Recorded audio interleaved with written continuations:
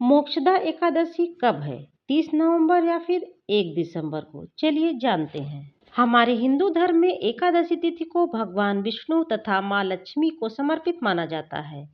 पंचांग के अनुसार मार्गशीर्ष के शुक्ल पक्ष में मोक्षदा एकादशी का व्रत रखा जाता है। इस व्रत को करने से शुभ फलों की प्राप्ति होती है। एकादशी के दिन भगवान विष्णु और धन की देवी माँ लक्ष्मी की पूजा अर्चना करने से सभी प्रकार के पापों से मुक्ति मिलती है तथा जीवन में सुख शांति बनी रहती है।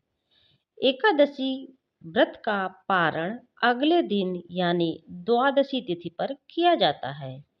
इस व्रत का पारण करने से शुभ फलों की प्राप्ति होती है। तो आइए जानते हैं कि मोक्षदा एकादशी कब है। पंचांग के अनुसार मार्गशीर्ष माह के शुक्ल पक्ष की एकादशी तिथि 30 नवंबर को रात 9:29 पर शुरू हो रही है और अगले दिन यानी 1 दिसंबर को रात 7:01 पर समाप्त हो रही है। तो ऐसे में उदया तिथि के हिसाब से 1 दिसंबर 2025 को मोक्षदा एकादशी का व्रत रखा जाएगा तथा इस व्रत का पारण 2 दिसंबर को किया जाएगा।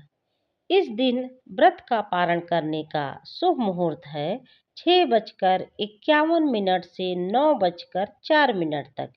इसके बाद मंदिर या फिर गरीब लोगों में अन्न, धन आदि सभी चीजों का दान करना चाहिए। चलिए अब जानते हैं पूजा सामग्री और पूजा विधि। मोक्षदा एकादशी की पूजा के लिए भगवान विष्णु की प्रतिमा या फोटो तथा गंगा जल, पीले या फिर सफेद वस्त्र, दीपक और घी या फिर तेल, रुई की बत्तियां, धूप, अगरबत्ती, चंदन या हल्दी, पीले फूल, तुलसी दल, पंचामृत, फल विशेषकर केला, पीली मिठाई, जल से भरा हुआ कलश, अक्षत, चावल, कुमकुम, रोली, पूजा की थाली, मेवा या फिर सूखे फल और तुलसी का पौधा।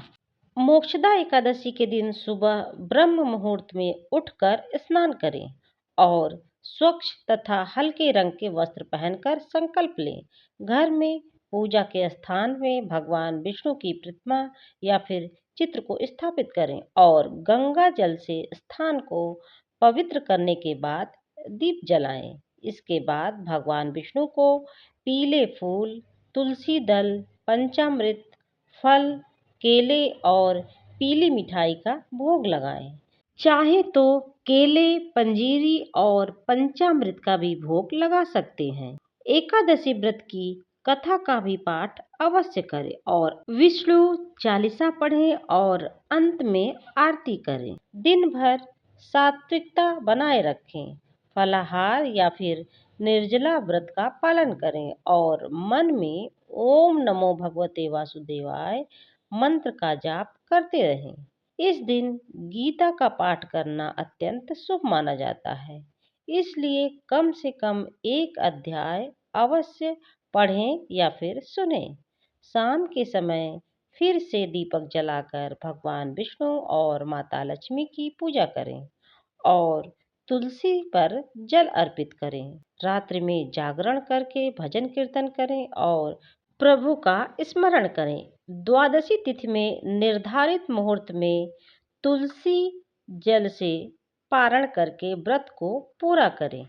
ऐसी मान्यता है कि इसी दिन कुरुक्षेत्र के युद्ध के मैदान में भगवान श्री कृष्ण ने अर्जुन को श्रीमद् भगवद गीता का ज्ञान दिया था।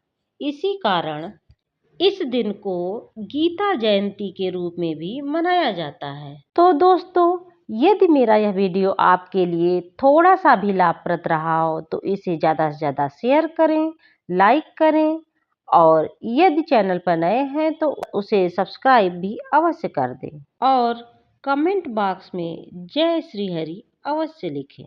जय श्री हरि।